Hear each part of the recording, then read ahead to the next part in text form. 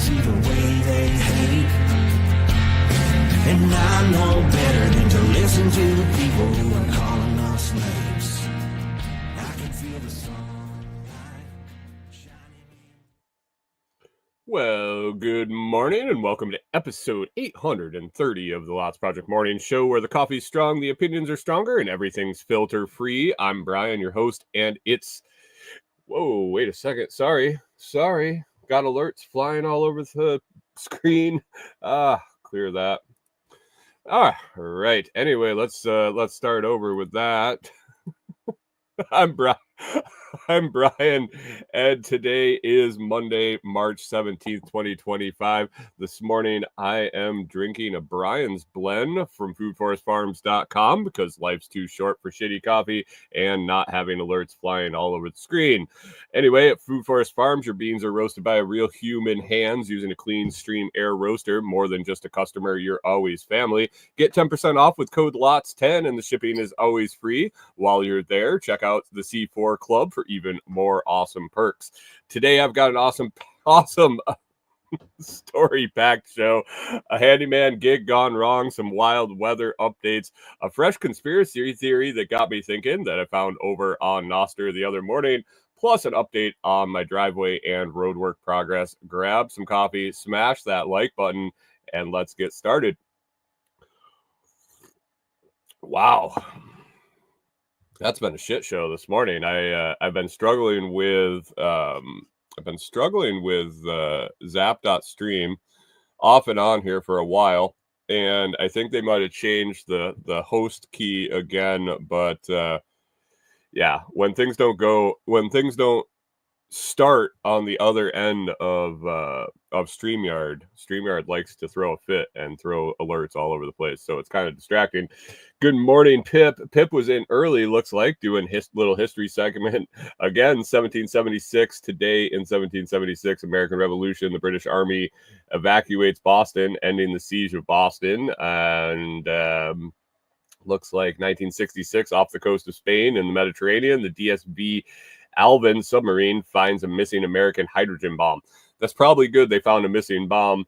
And happy birthday today to Nat King Cole, born in 1919. John Palmer, good morning, good day, and good week to you. Mike's Homestead, thanks for stopping in. How was your weather, Mike, over there? You're not too far from here. Did you end up getting any wild weather there on Friday? I guess it was Friday night or Saturday. All day is when we were around getting those warnings and everything around here.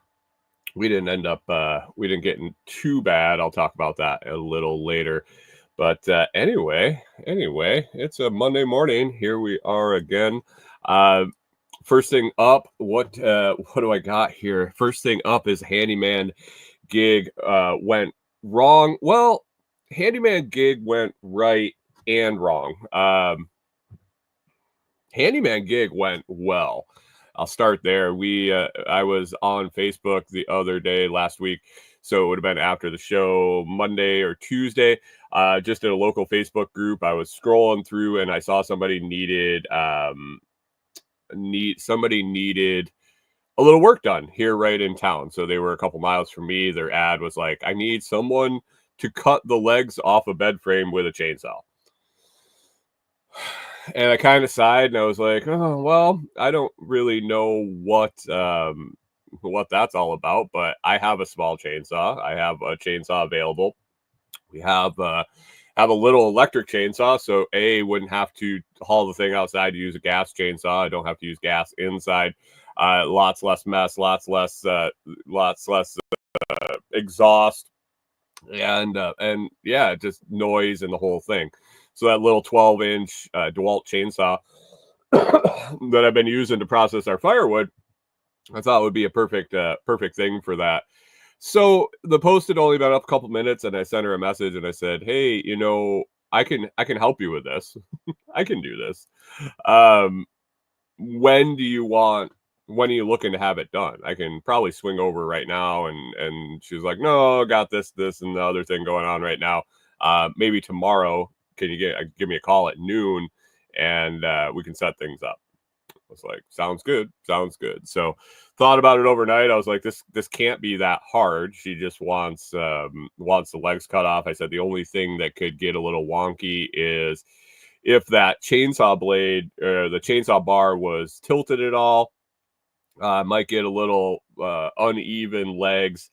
If you've ever tried to fix an uneven table and you start taking off a little bit off the leg here, a little bit off the leg there, and then it never ends up sitting flat. And the other thing is if they weren't exactly all cut off the same, I was worried that it wouldn't fit flat. But I had no idea what the bed frame looked like, what the legs were, what they actually were. She told me that they were fence posts, and I was like, okay, well, is this one of the big rough timber bed frames that cost thousands and thousands of dollars, or did they go find some old rotted cedar posts and throw a bed together? No idea, no pictures or anything. So the next day I gave her a call when we agreed, and I went over, and man, I pulled up to the house. I was pretty sure, like 95% sure I was in the right place, but in Tennessee, it gets kind of sketchy. Some of the driveways you go up, some of the places you roll into, you kind of look around and say, I don't know if I really am supposed to be here. First of all. Second of all, if I'm not supposed to be here, I don't think I'm going to want to find out that the hard way. So I went and knocked on the door, no answer. Had enough service to send a Facebook message and send that message and say, I think I'm at your house. And so I get a message back that says, yep, go right in under the carport, go in the side door there, we're inside. And I was like, okay. I felt like I was getting set up, ambush or something. So I go in to check things out, left tools in the car in case I had to make a quick getaway, and walk in, and let's just say they're collectors. They're collectors. Got a lot of stuff. So I make my way through, and I come up to a woman who is she's walking with a walker, very slowly. And I realized why no one had answered the door or preferred not to answer the door. Met her. She was super nice. Go walking through the house, and her husband was on the couch, obviously infirmed, trouble breathing, oxygen, all sorts of stuff. And so it was quickly coming together why I was there to work on things. It seemed like he had plenty of tools and all sorts of stuff in the garage and whatnot. He obviously has gotten old and not able to take care of stuff. So they're looking for somebody to do some work. It turns out that they needed the leg shortened on the bed because he was having trouble transferring from his wheelchair into the bed and back and forth. So needed the bed lowered a little bit. Excuse me.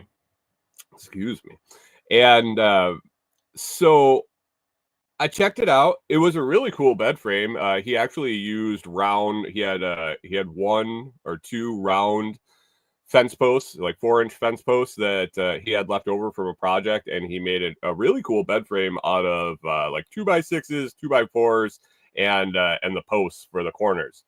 It needed to be dropped about 10 inches. It was pretty straightforward. Brought plastic in, had my little chainsaw, marked them up. She was around. We just flipped the mattress off the bed, flipped it up on its side, zip, flipped it over on its other side, zip, flipped it back down. It was nice and steady, right, exactly the right length that they wanted it. Got the mattress back on, and she says, "Hey, would you mind plugging in the TV in here?" And I was like, "Wait, what?" I mean, I know you're kind of old and frail and whatnot, but you plug the TV in, really? Turned out that they had some work done, had some ceiling work done, and they had unplugged the TV, moved some stuff around. I don't know if they had it painted or what, or how long ago it actually was. But the guy that had done the work moved the TV stand and set it on top of the plug. So when they put it back, they couldn't get the plug from underneath the TV stand to plug the TV back in. So couldn't use it. So I was able to get that done for them. I pulled it out, pulled out the plug, got it plugged in. And she started talking to me about, do I know how to work on toilets? Do I know how to change toilets? Do I know how to do this? And I was just like, I don't know. It was pretty freaking warm in there, and I had someplace to be.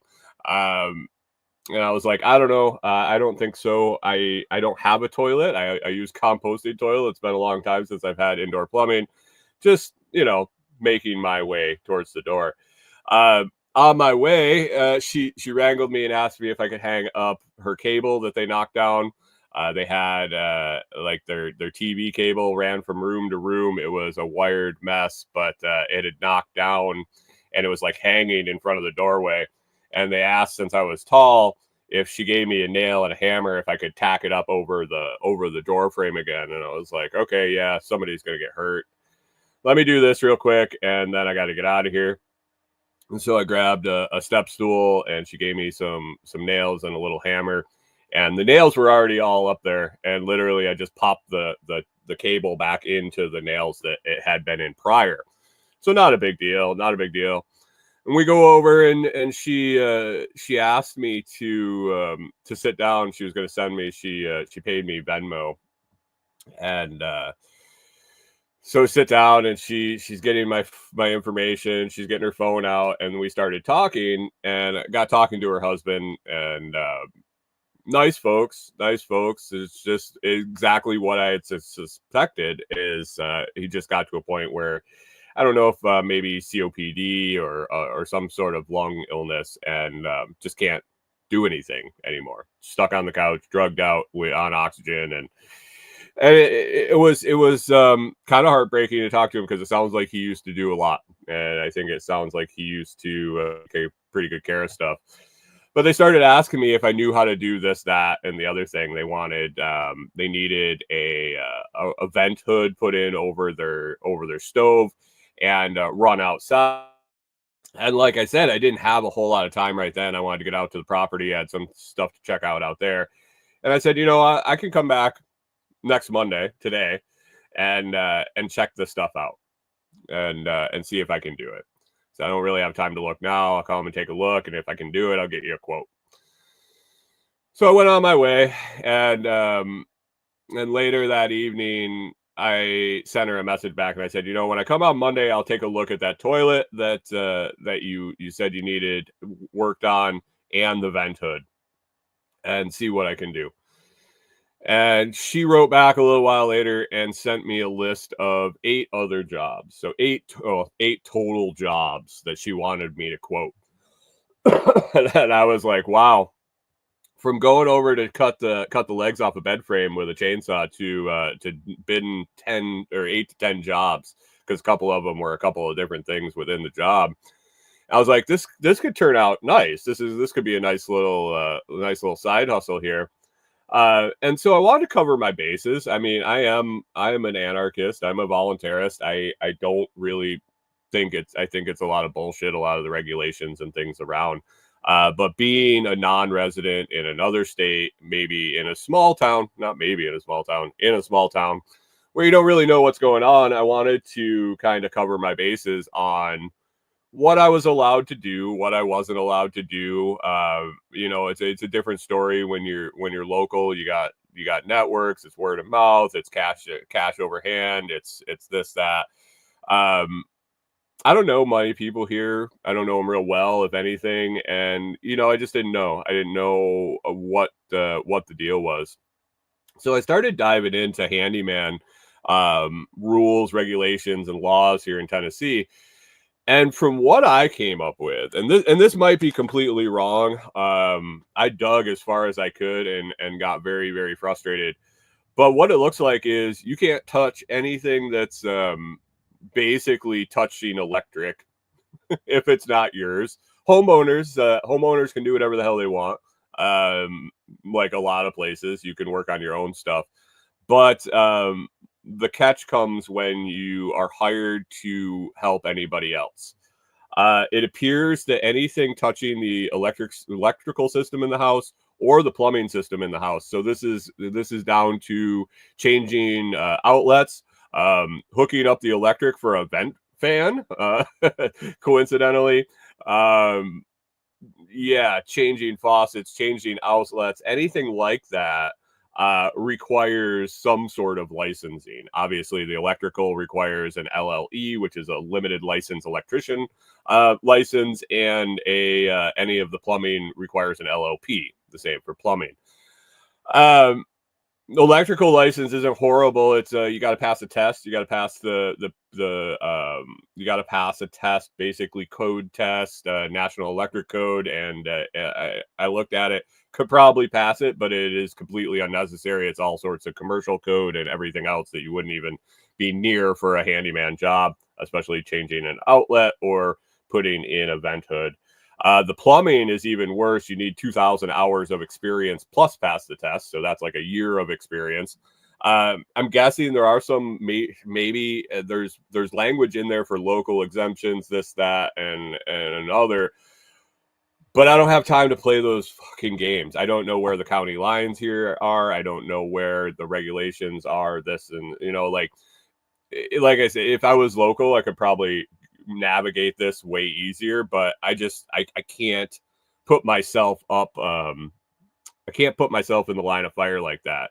And what the restrictions are, and I dove down into, can I have people sign waivers? Can it be a contract where the homeowner is clearly made aware of the fact that I don't have a license or this and that? And it said no. Basically, in the end, if anything happened to that house and it is determined, which by an insurance company could easily be determined, that some work was done that caused the damage that they were having to pay for, it was done by someone unlicensed, i.e. me, they won't pay the claim, and they will encourage the homeowner to get the money from the person that did the job without the license. So can you get around it? I'm sure you can. Do I feel like jumping through the hoops for a couple of grand to put myself on the hook like that? Probably not. So I'm going to have to call her today and explain that all to her, let her know I'm not going to be able to do those. So it was a cool little gig. It was fast, but it got me thinking I wanted to maybe do a little side hustling around here. But the rules and restrictions have kind of made me not that interested, because the stuff I'm interested to do, I can't. I would be interested in going out and installing new ceiling fans or outlets or changing things up or changing a faucet or a toilet or anything like that. I'm not into painting. I'm not into all the stuff that you wouldn't need a license for necessarily.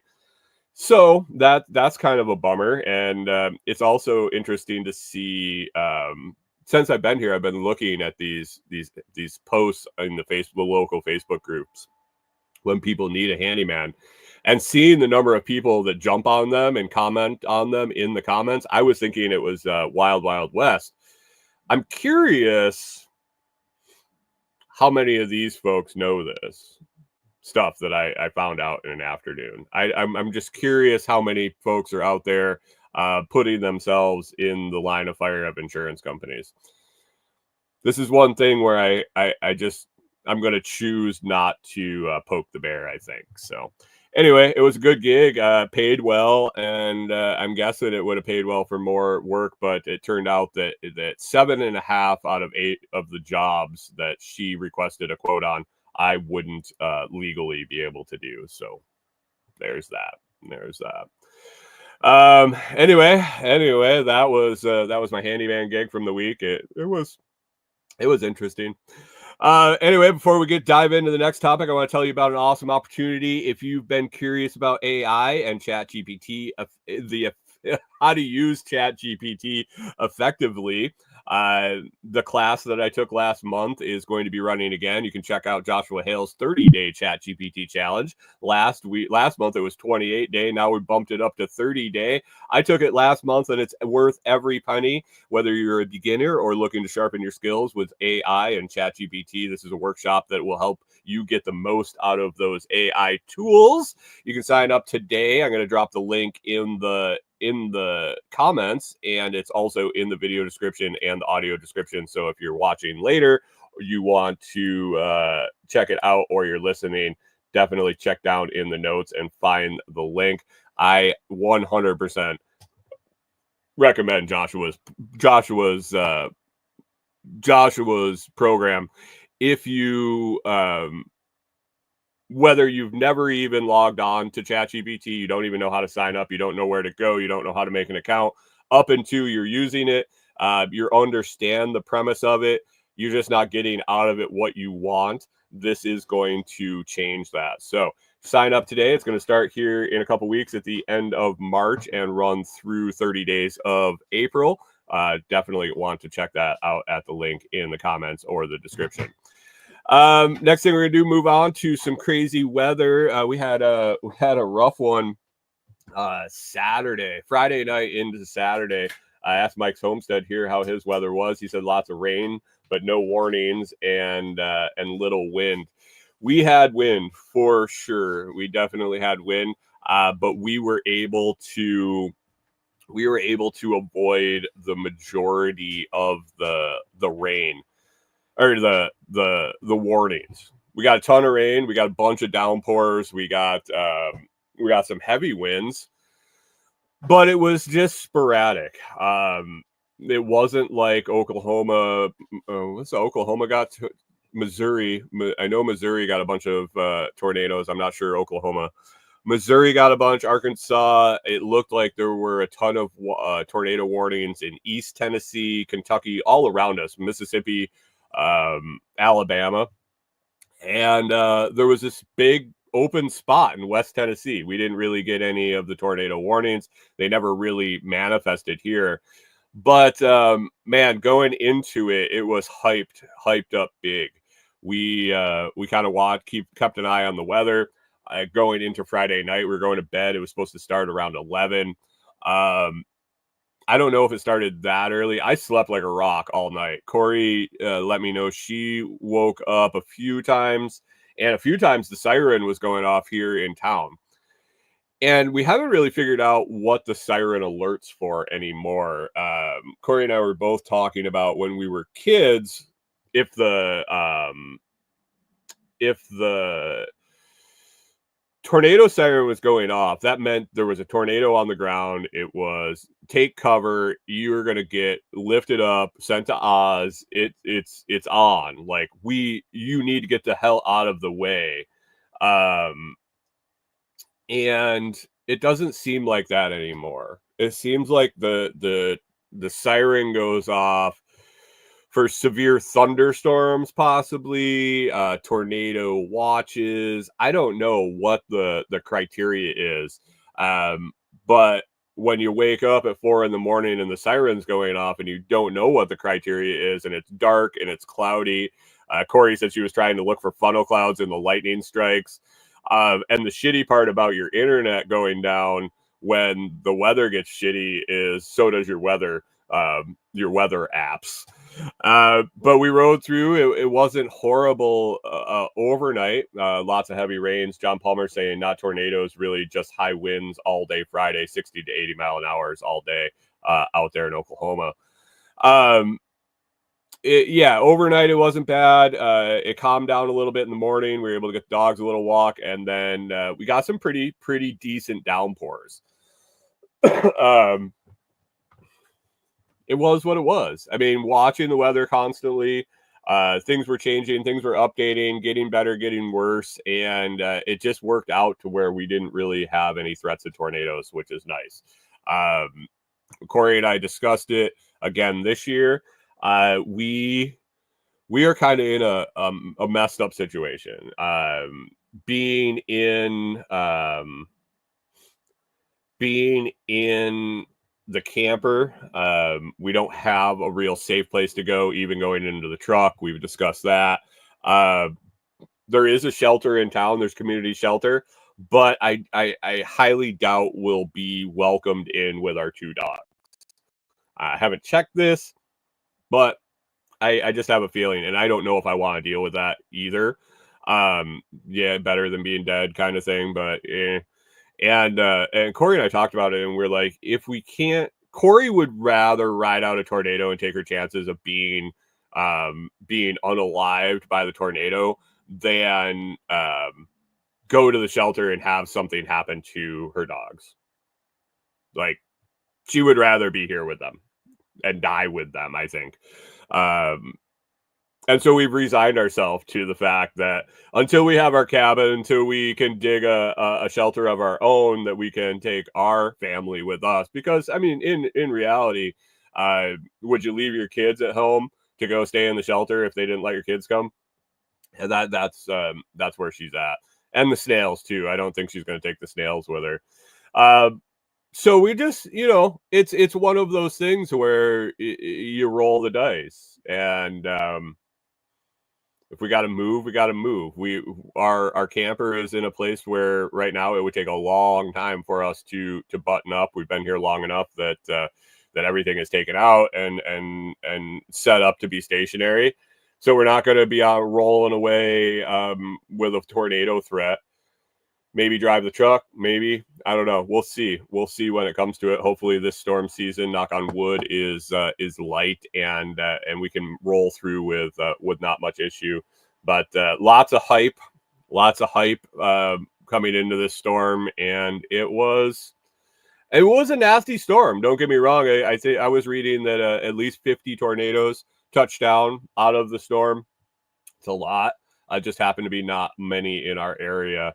So we will see. I did see a report that that tornado did some pretty significant damage in one of the southeast Missouri towns I used to stay at when I come down and snow goose hunt every spring for a few years. For about 4 years in a row, we stayed in Kennett, Missouri, and it looks like they got rocked pretty hard by a tornado. So it's interesting when you see those little names come up. It's not a big town by any means. And the fact that we had stayed there so often, I saw that name pop up, and it really rang a bell. So I hope everybody's weather went all right. I hope none of your loved ones experienced any crazy tornadoes or any loss or anything like that. Hunter says, yep, straight line winds too. They'll set the sirens off. I don't know how much straight line winds we get here. We're pretty... we have some pretty good hills and valleys, I think, that knock that down a little bit. I don't know. So that was the weather. And one thing with the weather is it was almost an opportunity to see how our new driveway and road construction went. Little update on that. I don't think it had been started any more progress when I talked last week. I think that was everything past Monday. But the guy that was doing our driveway we were able to finally get loads of rock back into the property far enough that they could drop it and we could get it put on the driveway. He has had it cut in for quite a while, but just couldn't get the trucks back there to drop the rock. And then in that job, when I was talking to him about that, I asked him about fixing the road, the access road. So the access road is long. Any of you that have been here and have drove back in there, it's kind of long and hilly and windy. And if you were there at last Gully Days, we had just gotten a significant rain event, and you could see where the last hill before you get to Tim's property, it really washes out with any significant rain. And then if you get multiple rain events in a row, it washes out even more and more. And the issue lies not necessarily in how rough it is, but when you're leaving and going up the hill, it gets pretty slick out there when it's wet with the clay base. And all the rock has kind of washed out from the repeated rain events. When you're going up it gets kind of slick, and then you start bouncing in the washout and the runoffs, and so you let the gas off the gas, or your foot bounces off the gas, and then you are stopped on an incline, and you try to start again, and you have no traction. So that was a significant issue. When you started to go again, you kind of slid, and it was just a real shitty deal. It had been fixed a couple of times, kind of fixed, I would say, but it still continued to wash out. So the drainage wasn't fixed right. The road was smoothed out but the drainage was never fixed.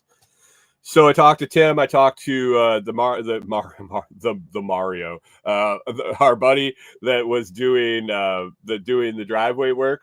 He owns some properties out there around that last hill too. And I said, hey, while you're out, while you have the equipment out, while you're getting the rock delivered, how much would it be to fix this hill last and for once and for all? Let's fix the road. Let's put some drainage in, culvert if we need to. Let's figure this out so every time it rains, it doesn't fuck the road up. He took a look. He gave us a quote. Tim and I were both happy with the quote. We've come to determine that the other person on the road there by us will not be putting any funds in. And we've started doing quotes without her help. So it is what it is at this point. Split the job between Mario and Tim and I, and that and the driveway minus a load of rock or two. We still need a load of rock or two up at the top, but it got done on Friday morning, Thursday afternoon. I think he might have finished up Friday during the day because we were going to get rain overnight Friday night. Finished the road contour, the ditch, the culvert, and regrading the end of our driveway because it ended up being that the low point of all the drainage was right across from our new driveway. So basically we brought a culvert across the easement road down into by our driveway through our culvert and down into a drainage area that is naturally where the water ended up anyway. Now it just has a way to get across the road without washing it out. I haven't been out there since it was done, and we got some significant rain. We were supposed to get, I think, 4.5 inches to 5 inches. I think we got all of 3, maybe 4, depending where we were. Obviously, we're 20 miles away, so the weather's a little different there, and it was downpours, so the way it worked out, I don't know how much rain we got out there. But I'm going to head out today. I'm going to see how the driveway held up. I'm going to see how the ditch and the road held up. When I was out there on Thursday, I believe it was Thursday I went out. I was able to drive to the top of the driveway up to our build site. Driveway turned out really nice. If it holds up, if the construction is good, it doesn't wash out. It's going to be really nice. It's like I said, we got a couple more loads of rock to come in. We're going to put a little parking pad, turnaround area at the top. But man, the driveway, it was nice. Not as steep as I had assumed. I don't feel it's as steep as some of the hills on the easement road. No slipping, no sliding or anything on the way up or down with the truck. Nice and smooth. Mario was nice enough to drag the trailer with all the solar panels back, dragged it up to our build site. So that's there to be unloaded. Hadn't been able to get that back since I went and got those on the other side of the state. So that's really nice. So the driveway and the road are looking good. When I see what happens when I get out there today, we'll make a lot of headway towards going and getting on the schedule for the folks to come and put up the posts and the roof, the posts and the trusses and the roof for the rough structure of the cabin. So we'll see what the road, how it held out with and how much rain they got out there. But excited. At least one more step here. And anything else would just be fixing anything that was wrong. And from looking at it, I don't think that's a problem. Good morning, Chris Dixon. Thanks for stopping in. Says, no naders, just 8 inches of snow in Canuckistan.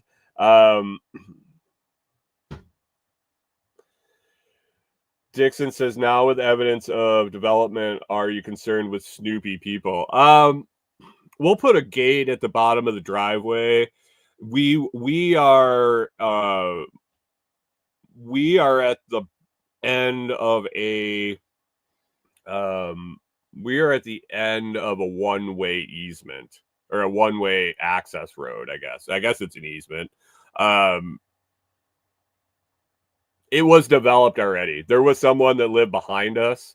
And then Tim already had the beginnings of a driveway there. In the winter, you could already see the sheds we put up, Tim's cabin, the outhouse. You could see all that stuff from the easement road. If you're back there, you're looking for something anyway. I think if you were exploring back there, you were up to looking for shit already. But yeah, with that brand new driveway going right up to our build site, we'll probably put a gate across the bottom of it. And also we got, there's eyes on the way in and out of the road. So concerned with Snoopy people, you gotta be anyway. I really think if you're in and out of there at all, you're gonna need to be concerned. But as soon as the leaves come in, it's really nice. Everything is pretty hidden. So we'll see. Yeah, I'll be excited to be out there. I'll be excited to be out there full time. Have to worry about my stuff being there and me not. But yeah, precautions have been taken. Precautions have been taken for the stuff that's already out there. So it's a good point, but it is what it is, and it's isolated enough. It's not necessary. It's not a highly populated area. It's not a heavy traffic road on the main road, the paved road, and then with almost all of the residents on, not all the properties on the easement road. We know everybody back there, so I think it turns into we'll just kind of keep an eye on everybody's going to keep an eye on everything, and there's only one full-time person beyond Jamie. So Jamie lives in the first property coming into the easement road, and then the lady at the end of the road is the other full-time resident. So everybody else it's a recreational or vacation property. So shouldn't be much traffic as it is. And there's some spots on that road, if you were going back there, that I would probably, if I was looking for an easy in and out, or an easy or someplace to go exploring, or either nefarious or not, I think if I got started back that road, there's plenty of places I would turn around before I got to where we are. Because you don't know you don't know what you don't know what's at the end of the road. So that's a nice thing. So anyway, before we go on to the last segment I got here about the conspiracy theory that got thrown up in my face, I want to talk about the Blockstream Jade hardware wallet. If you're stacking sats, if you got any sort of pile of Bitcoin, you're going to need a solid hardware wallet. If you've waited, if you're worried you're not going to be able to figure it out, I definitely think you should check out the Blockstream Jade or the Jade Plus. They're ones that I've used. I've used the Jade for quite a while now, and I have my hands on the Jade Plus. I've been messing around with that since it came out earlier this year. You can head over to Blockstream. You can get 10% off with discount code The Lots Project, or by using the link down in the video and audio description. Man, the Jade is it's easy enough for a beginner. It is advanced enough and has enough customizable options for the advanced user. And with the upgraded Jade Plus version, you can kind of pick your poison for sure. If you use the Fold card, if you're down here in the US and you use the Fold card, definitely check out the Blockstream gift cards before you purchase. Buy one of those gift cards, get some sats back on Fold, head on over there, get 10% off discount with my code. Get your Blockstream, get some extra sats, and get a discount. It all works together. So the Blockstream Jade and Jade Plus, my recommended hardware wallets. All right.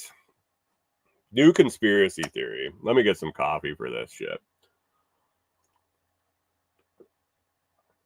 So the other morning, well, I guess every morning I post on Noster just a good morning post, a daily post. It's not all I post there, but consistently every day. I think I've missed maybe 1 or 2 days over the last 6 months to a year. But every day I go and I post a morning post. I get different people that say hello. It's a good morning post. And if you're on Noster, GM and PV and all the little quirky things that happen over there. GM as in good morning. And I got a comment. I can't really remember if it was on the good morning post. I think it was, because I was sitting there drinking coffee, and that's how I ended up going down the rabbit hole. But somebody replied and had a comment, and I jumped on their profile, and their profile was all about asking questions if people had been a participant in a gifted and talented program in school. I'm going to pull up some other notes here if I can find them while I'm talking. But it I was like, I remember this. I was in the gifted and talented program. I was here we go. I do remember this. I remember back in, so this was when I was a kid. It was 4th, 5th, and 6th grade, I believe.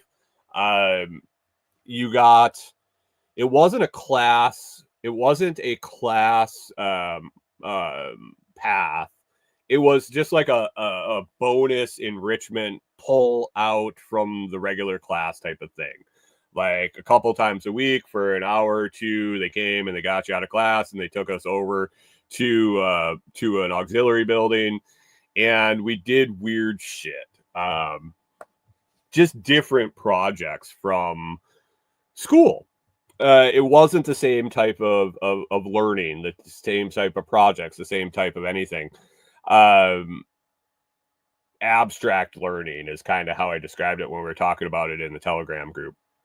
But she asked if anybody had been in it, and then there's questions underneath it in her profile that says, "Do you experience this? Have you experienced that? Have you blah blah blah?" La, la, la, la. And I'm like reading them. I'm like, oh, yeah, this kind of sets in line with me. I resonate with quite a bit of this.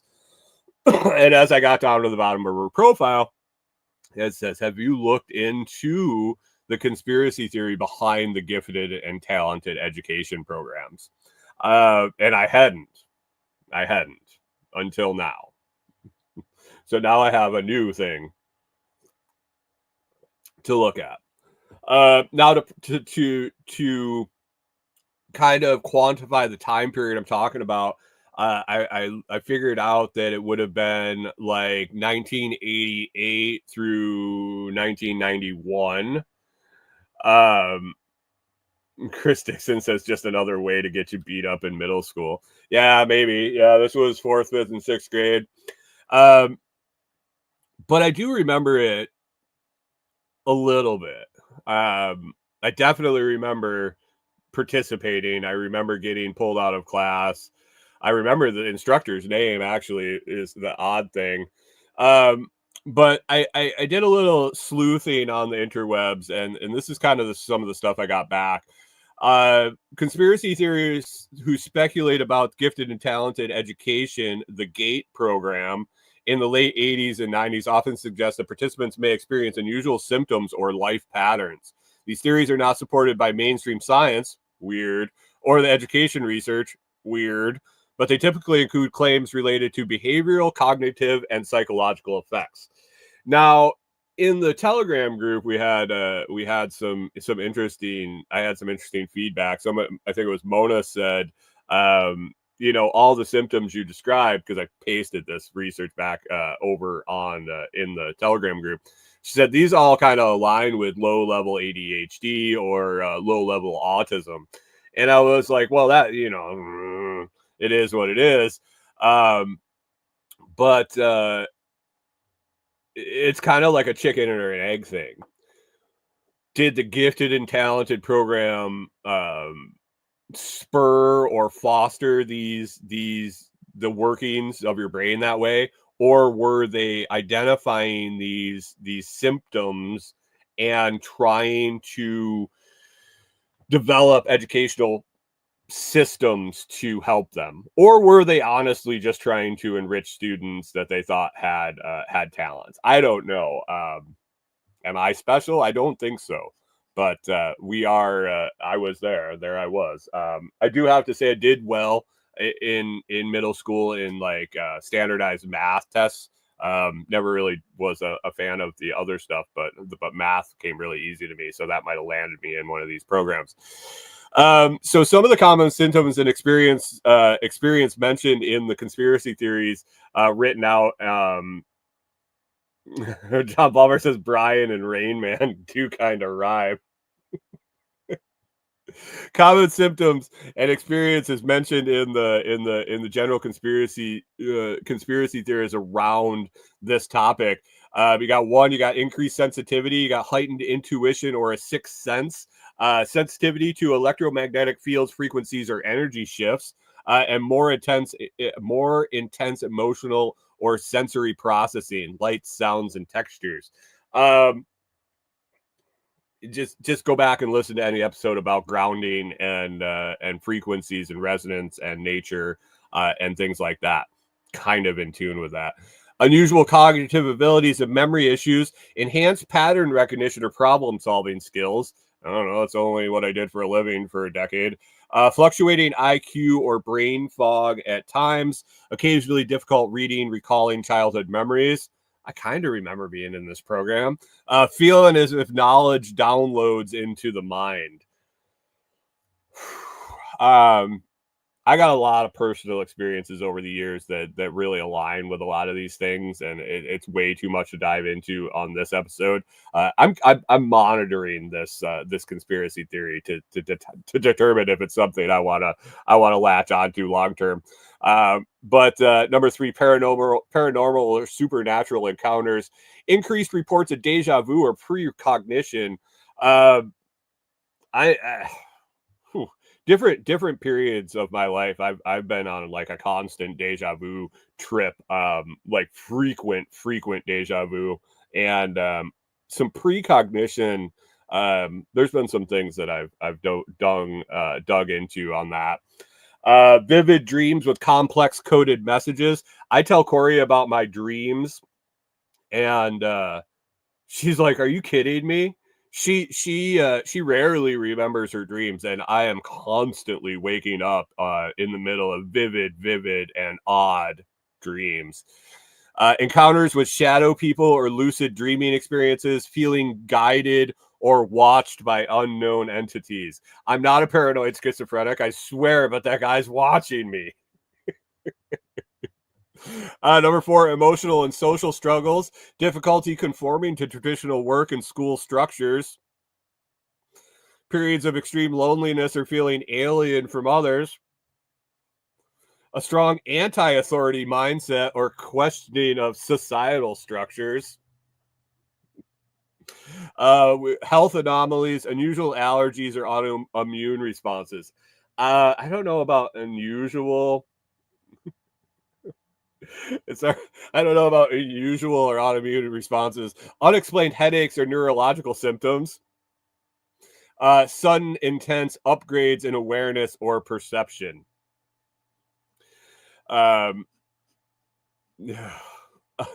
Going on, MK Ultra or mind control theories.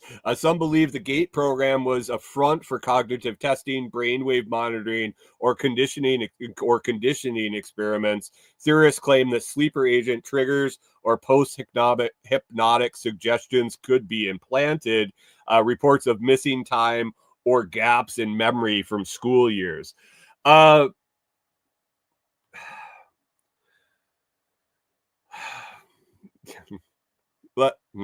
Let me go on for a second. Deep fascination or esoteric knowledge, drawn to philosophy, metaphysics, quantum mechanics, or the occult.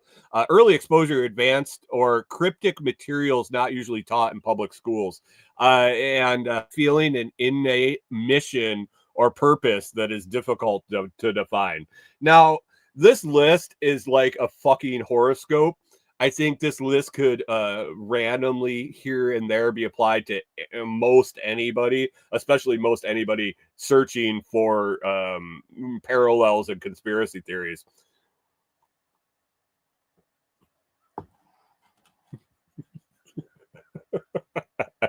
Chris Dixon says, if you ever thought you were on a list, I can say yes to 95% of these, right? So the list is very generic and plain, and I think that's the point. But the conclusion here, most of these claims stem from speculation, personal anecdotes, and patterns observed in those who excelled in non-traditional ways.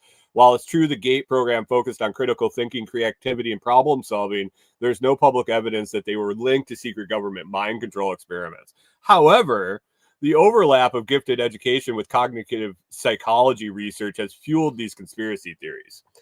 Hunter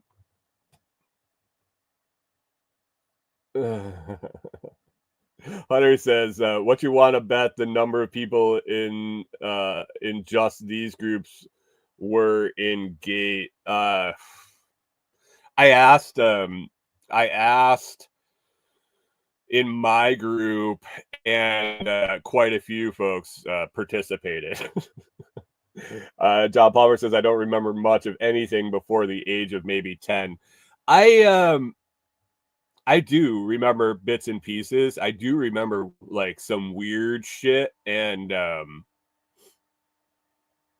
yeah, I don't know. I'm not saying that this was an MK Ultra or a similar psyop or something development, or like I said, were they trying to figure out education, how to educate different personality or different brain makeup, whatever. Were they researching it? Were they trying to make things better? I don't know what the deal was, but when it comes down to it, naming some program gifted and talented and presenting it to parents as a way to enrich your child, I think they get kind of a blank sheet to play around with. I